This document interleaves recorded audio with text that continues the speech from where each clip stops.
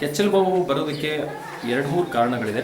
ಒಂದು ಪ್ರಾಣಿಯಲ್ಲಿ ರೋಗದಿಂದ, ಹಾಗೂ ಎರಡನೇದ್ದು ಎನ್ವಿರಾನ್ಮೆಂಟ್ ಸ್ವಚ್ಛವಾಗಿಲ್ಲ, ಅಂದರೆ ದನದ ಕೊಟ್ಟಿಗೆಯನ್ನು ನಾವು ಸ್ವಚ್ಛವಾಗಿ ಇಟ್ಕೊಳ್ಳದೇ ಇದ್ದರೆ, ಹಾಗೂ ಹಾಲು ಹಿಂಡುವುದನ್ನು ಮ್ಯಾನೇಜ್ ಮಾಡದೇ ಇರೋದು. ಸೊ ಈ 3 ಕಾರಣಗಳಿಂದ ನಾವು ಮ್ಯಾಸ್ಟೈಟಿಸನ್ನು ಕಂಡು ಬರುತ್ತೆ.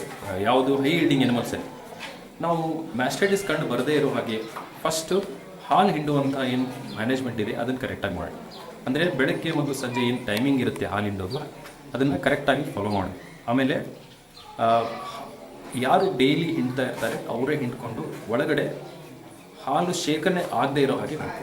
ಇದು ಮತ್ತೆ ಮೊದಲನೇದಾಗಿ ಒಂದು ಕಾರಣಕ್ಕೆ.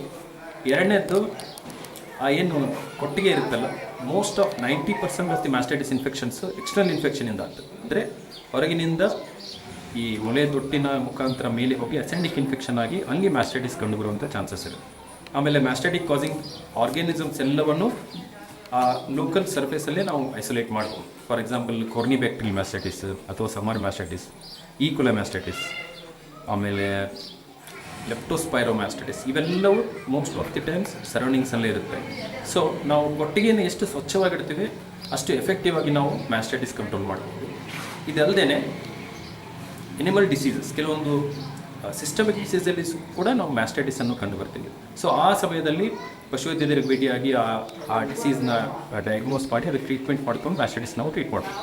ಹಾಗೆ ರೈತರಿಗೆ ಇನ್ನೊಂದು ಏನು ಮುಖ್ಯವಾದ ಮಾಹಿತಿ ಅಂದರೆ, ಮ್ಯಾಸ್ಟೈಟಿಸ್ ಅನ್ನೋದು ಒಂದು ಬಹಳ per acute type of disease. ಅಂದರೆ ಬಹಳ ಬೇಗ ಅಲ್ಲಿರುವಂತಹ ಬ್ಯಾಕ್ಟೀರಿಯಾಗಳು ಡೆವಲಪ್ ಆಗಿ ಕೊಲೊನೈಸ್ ಆಗಿ ಬೇಡ ಅಲ್ಲಿ ಇನ್ಫೆಕ್ಷನ್ ಸ್ಪ್ರೆಡ್ ಮಾಡೋ ಚಾನ್ಸಸ್ ಇರುತ್ತೆ.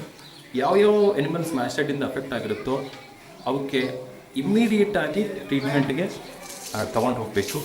ನೀವು ಇಮಿಡಿಯೇಟಾಗಿ ಟ್ರೀಟ್ಮೆಂಟ್ ಮಾಡಿಸೋದಕ್ಕಾಗಿಲ್ಲ ಅಂದ್ರೂ ನೀವು ಮನೆಯಲ್ಲಿನೇ ಒಂದು ಮನೆ ಮದ್ದು ಥರ ಈ ಅಲೋವೆರಾ, ನಿಂಬೆಹಣ್ಣಿನ ರಸ ಮತ್ತು ಅರಿಶಿಣ ಈ ಎಲ್ಲವನ್ನು ಯೂಸ್ ಮಾಡಿ ಕೆಚ್ಚಲಿಗೆ ಹಚ್ಚೋದ್ರಿಂದ, ಆಮೇಲೆ ಐಸ್ ಪ್ಯಾಕ್ ಇಡೋದ್ರಿಂದ ಅಲ್ಲಿರುವಂತಹ ಬ್ಯಾಕ್ಟೀರಿಯಲ್ ಗ್ರೋತ್ನ ನಾವು ಕಡಿಮೆ ಮಾಡಿ ನಾವು ಹಾಸ್ಪಿಟಲಿಗೆ ತೊಗೊಂಡು ಹೋಗೋವರೆಗೂ ಅದರದ್ದು ಗ್ರೋತ್ ರಿಸ್ಟ್ರಿಕ್ಟ್ ಮಾಡಿ ಆಮೇಲೆ ನಾವು ಎಫೆಕ್ಟಿವ್ ಆಗಿ ಟ್ರೀಟ್ಮೆಂಟ್ ಮಾಡ್ಬೋದು.